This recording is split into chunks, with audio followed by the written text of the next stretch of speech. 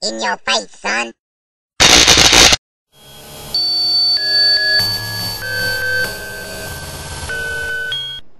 Hey YouTube, what's up? This is Binty47 and I'm here with LCP5590 and welcome to the first Low Budget Gamer TV podcast.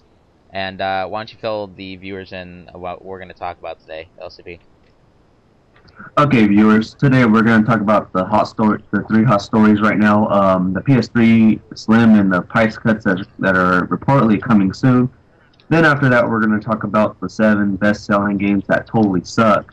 Then after that, we're going to get up in details with the Xbox Live update coming this summer, or it's already happening. Yeah, they have a lot of betas for that.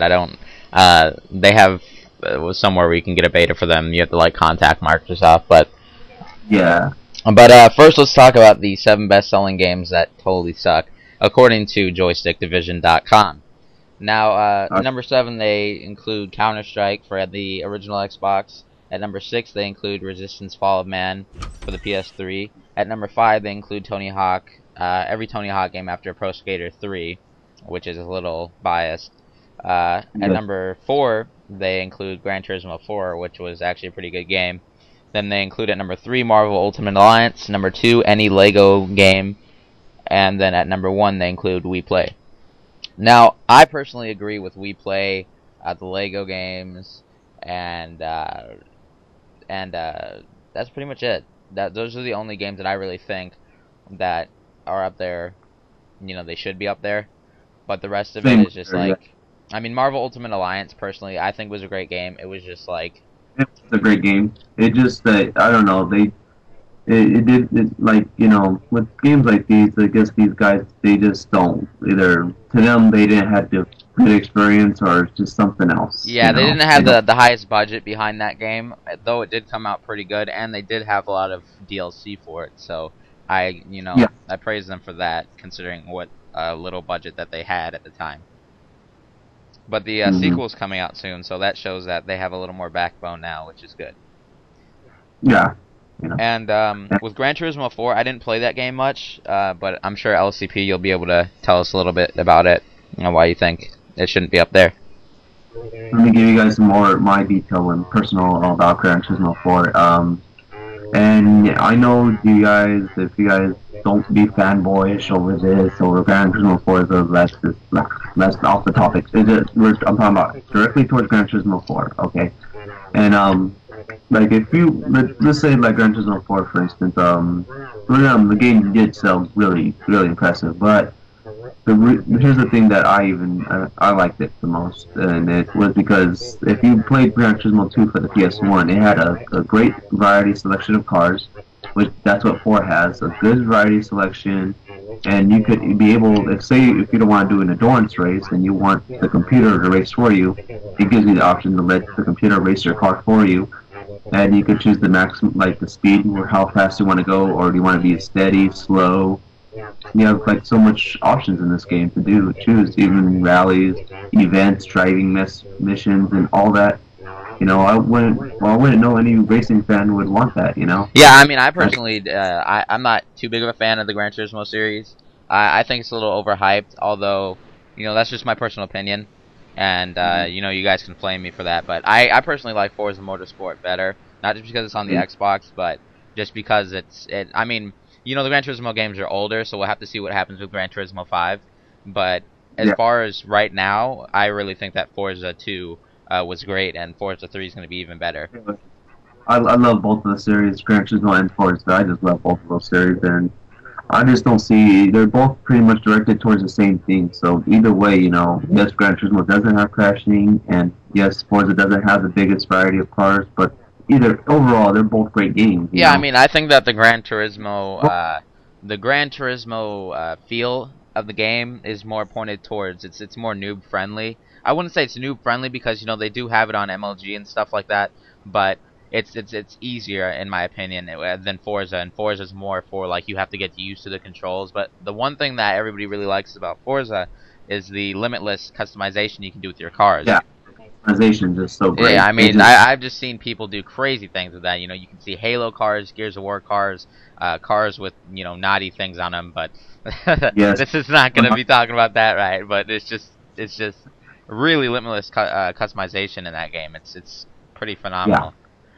But, you know, now let's move on to when they said Tony Hawk, every Tony Hawk game after Pro Skater 3. I like semi-agree on this subject.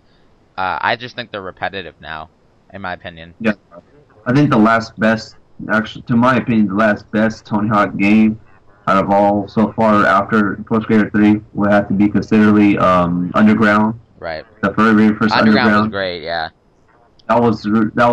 I never really played Underground 2 because I don't know, it didn't. After seeing what's about, it didn't really get me too excited to get it. You know, I kind of liked the first. Yeah, Underground 2 kind of sucked compared to the first one. I'm not gonna lie, in my opinion. Oh, okay. Then you know, and then Pro Skater 4 was good also. Pro Skater 4 was good.